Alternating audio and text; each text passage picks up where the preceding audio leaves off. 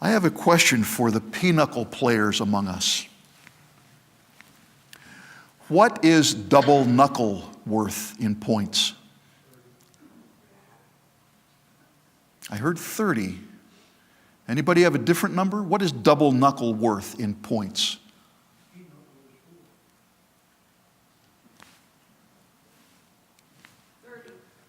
I heard 30.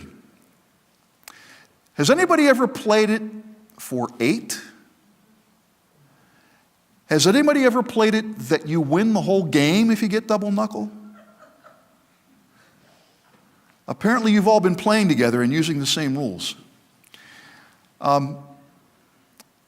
If it feels a little uncomfortable for some of us to be talking about pinochle in church, I can assure you that there is a pinochle underground in Zion Church.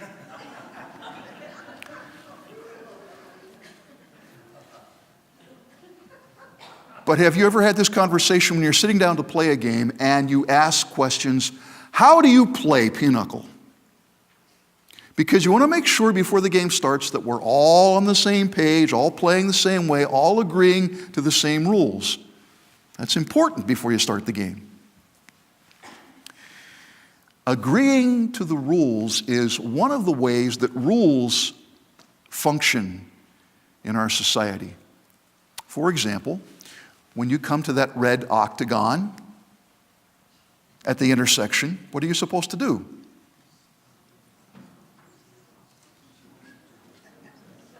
You're not sure? I'll count 3. You tell me. 1, 2, 3. And I'm guessing it's not just because you read it on the screen. You know that. Because we've all agreed that the red rectangle at an intersection with those 4 letters means that you stop the car from moving. Now, you may take your chances and run it, and there's a very good chance that you will get through and not be caught, and there are no consequences.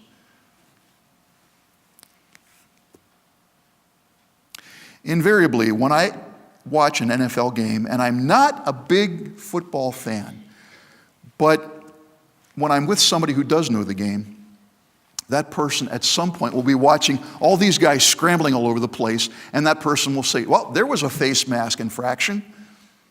I didn't see it. But the point is, the ref didn't see it. So unless the ref sees it, one of the agreed upon rules in something as big and dominant as the NFL is there are certain things that you're not allowed to do. And if you don't get caught, it's no big deal. There's another kind of rule in our world. We actually call it a law.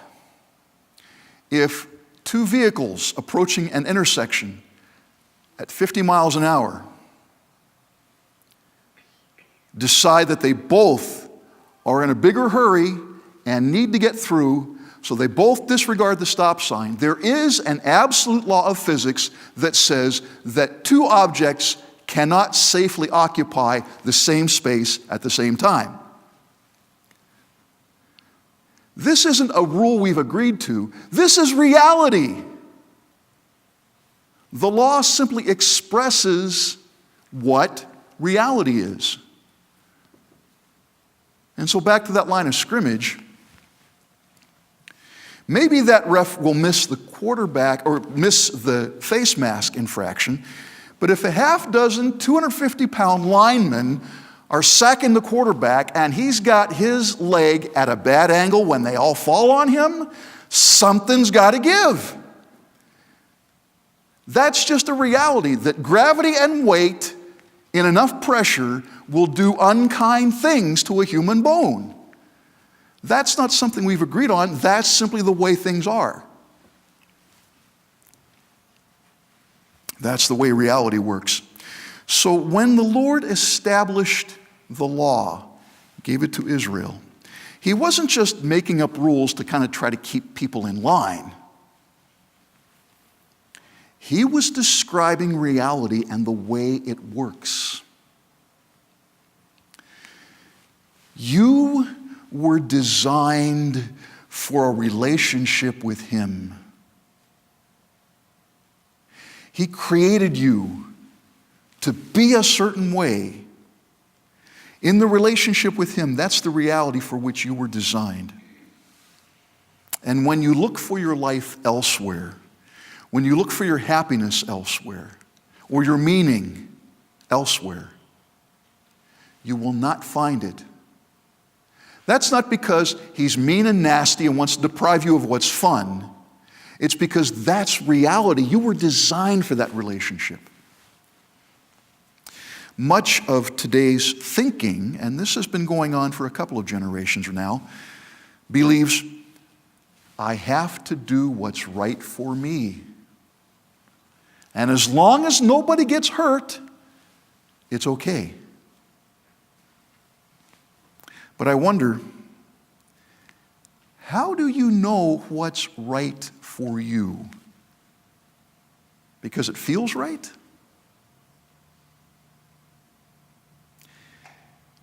We've discovered how dangerous that can be. And how do you know how your actions may have unintended harmful consequences on others?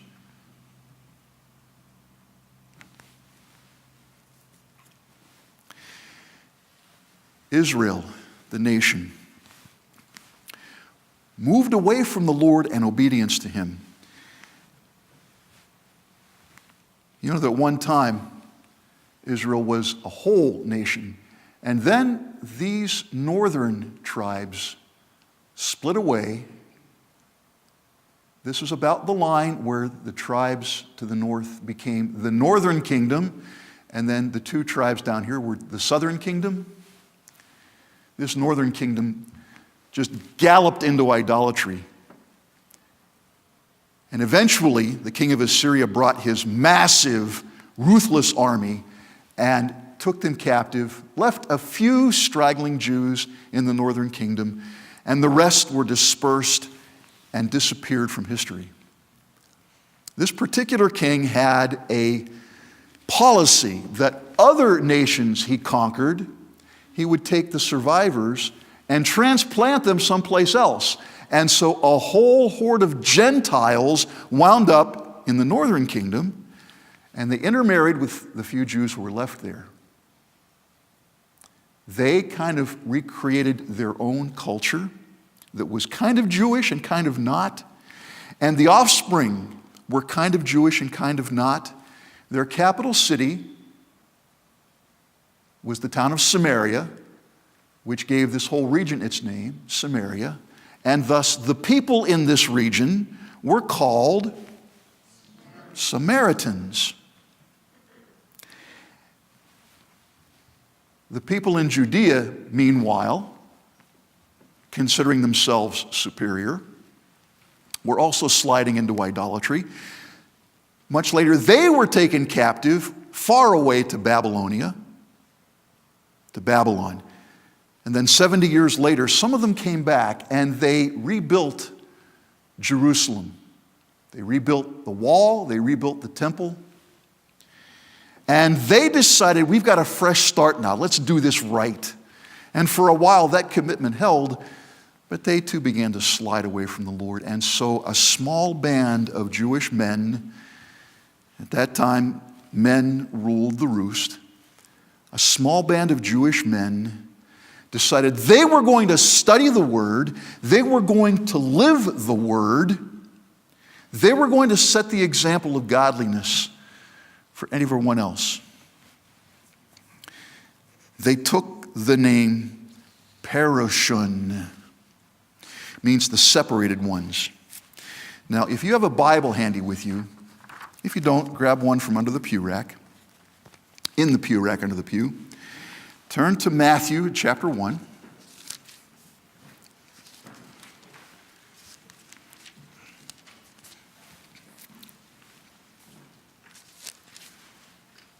I want to make sure we're all on the same page here. If you found Matthew in the very first chapter, okay, now turn back a page or two. We're getting into the end of the Old Testament now. A number of years ago, a new believer who was of Italian extraction got really excited when he came across this book because he said, there was an Italian prophet. I had to ask him which one he was thinking of. You know, the last one in the Old Testament, the prophet Malachi? I had to explain to him, it's not pronounced that way. And he's not Hebrew, he's not Italian, he's Hebrew, Malachi. Malachi, we turn a couple pages and we get to Matthew, and that seems like a very short time. Actually, from the time of Malachi to the time of Matthew was 400 years, longer than we've been a nation. And a lot happened in Israel at that time. The Greek Empire swallowed up Israel. The Greeks felt they were such superior beings, they had to export Greek culture and language and religion to the world. And they invaded Israel, Palestine. And a general named Antiochus Epiphanes. Anybody name any of your grandsons that? Antiochus Epiphanes, to show his contempt for the so-called God of Israel, rode his horse into the temple and sacrificed a pig on the altar. There were some Jewish people living in Israel at the time that found some way to compromise with this man, but the Perishun, the separated ones, refused to compromise at all. And because they did, they earned a reputation among almost everyone as godly people. Think about some of the godly, well-known people that you know. You look up to them. That's how the people of Israel looked at the Perishun. Godly people. But as time passed, they got a little proud of their godliness. And they wanted to make sure that the people of Israel knew the law and then knew how to apply it, because the law gave a lot of generalizations. The Perishun developed laws, rules for the laws. So if I come to the Sabbath and I'm not sure how far it's okay to walk, the Perishun came up with the concept of a Sabbath day's journey, and then broke it down even further. At certain times you can only walk this far. You can only do this amount of work. You can only do this, you can only do that. Pretty soon there were so many rules about the law that people had no idea how to live this, and the Perishun themselves were realizing this is kind of overwhelming, and so they faked it. It became more important to look godly and righteous than to actually be godly and righteous. Greek language and culture had come to Palestine, and the word Perishun was translated into Greek. That Hebrew word, Perishun, meaning separated ones, was translated into the Greek word Pharisaioi.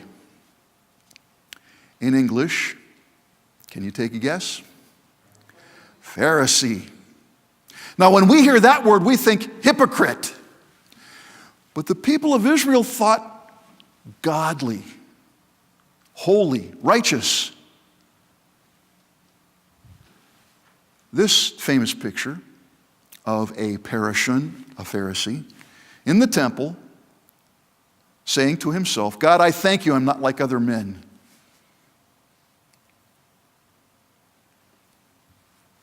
I am a separated one. I am godly. I do all the right things. Thank the Lord I was not born a Gentile or a woman. That was a Pharisaical prayer. And thank God I'm not like this disgusting tax collector over here.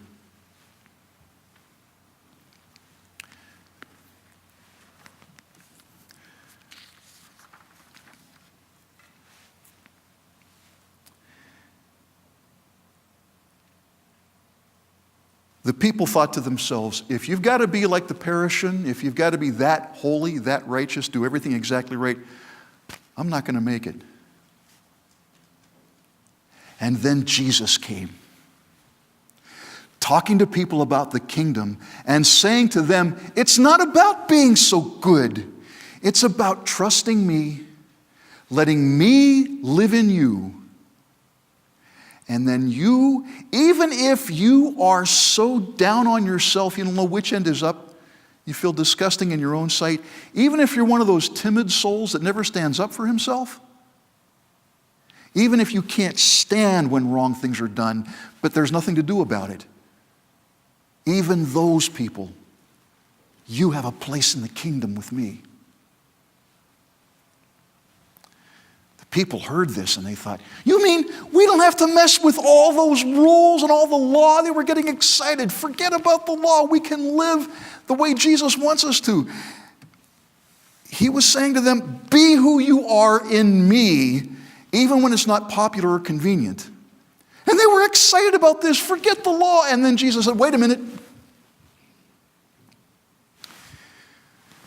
The law as God gave it is good and right and holy. The extra laws that the parish and the Pharisees build up around it, throw those away, get rid of them. We don't need those, but the law is good and holy. As a matter of fact, if you can't be more righteous than the parish and the Pharisees, you're not going to make it into the kingdom. These guys are the top of the heap when it comes to godliness. I don't have a chance. I thought you said we didn't have to worry about the law. No, the law is good and right.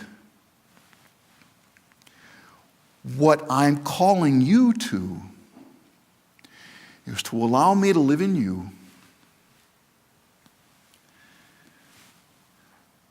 so that my residing in your heart will make the changes that will result in doing the right thing. You will no longer have to bite your tongue when you think of Tom Brady. Now you can just say, I don't like Tom Brady.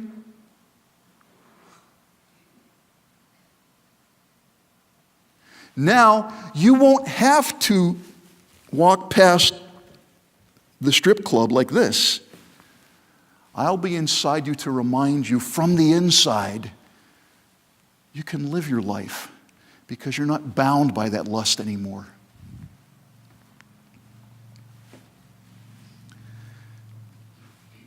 One of the dangers that believers today face is the thought that Jesus died for my sins. I've accepted him as Savior. I'm no longer under the law. Therefore, these pet sins I've been coddling are okay. Last week we called them blind spots. My wife and I have had conversations this week about my driving. And it was hard for me to believe last Sunday that more than anything else in the sermon, that was what people asked me about. You really went 80 miles an hour? This is not saying, well, we're all human, we all make mistakes. No, no, no. This is pointing at what's wrong because the law says this is wrong and allowing the power of Jesus within to help us address it and deal with it. True righteousness begins in the heart and works its way out, affecting the way you ask. Get the inside right, get the heart right, and the externals will follow. The Christian life is not about following all the rules and remembering all the rules and doing everything exactly right. It's about submitting to Jesus and letting him create the change from within that will result in a change without. That is the righteousness that exceeds even the righteousness of the parish and the Pharisees. Okay, Jesus, what does that look like? I'm glad you asked that question. Because next week, we're going to start looking at what that looks like in day-to-day living. But this morning, if you have invited Jesus into your heart, whether you did it as a teenager, as an adult, here at the altar, at home, at a camp, whatever the setting was, if you've asked Jesus to live inside you, and you're finding yourself still stumbling and still messing up, be assured that he longs to work inside you when you let him. Let's pray.